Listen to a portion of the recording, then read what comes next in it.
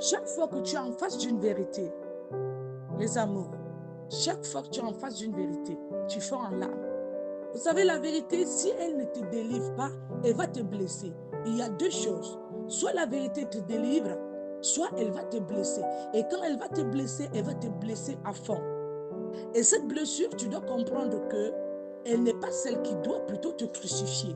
Elle est celle dont elle doit t'amener, elle est celle qui t'amène à plutôt prendre conscience de là où tu as mal compris, ou là où tu as mal jugé, ou là où tu n'as pas bien saisi la chose que tu devais plutôt capter.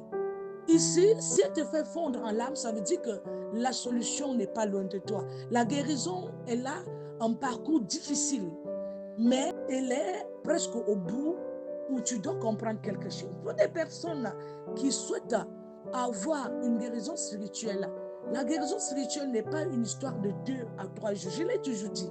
La guérison spirituelle, elle peut aller à 10 ans. Ma guérison spirituelle m'a coûté plus de 30 ans. Je dis plus de 30 ans. Quand je parle de 30 ans, je pèse mes mots. Elle peut même te prendre toute ta vie pour juste avoir une vie saine après ta mort. Elle peut te prendre toute ta vie. Pour des personnes qui n'arrivent pas à avoir un bon entourage de qualité, ou bien une solution par leur propre attitude ou un engagement positif, un courage ou une détermination. Et ça dépend de la qualité de la personne dont tu t'es forgé au fond de toi.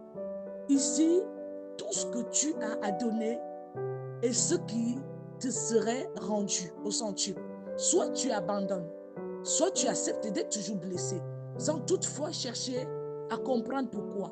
Ou tu vas toujours rester en train de fondre en larmes, parce que quelque chose va te manquer au fond. Ce qui te manque au fond, c'est d'apprendre à ne plus pleurer. Ce qui va te prendre à ne plus pleurer va te guérir et va te forger une vie.